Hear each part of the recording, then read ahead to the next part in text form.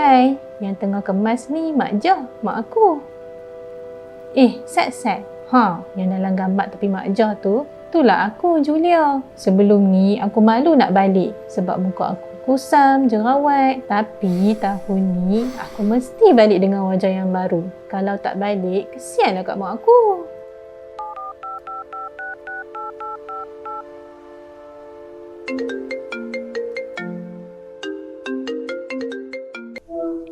Hello, Assalamualaikum. Ju, mak ni. Hang buat apa lah tu? Busy ke?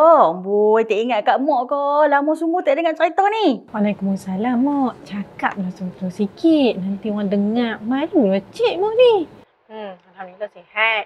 Ingat je Mak. Tu lah. Tapi lah ni cik busy sikit lah nak dekat raya ni. Ni Ju. Mak nak tanya hang ni.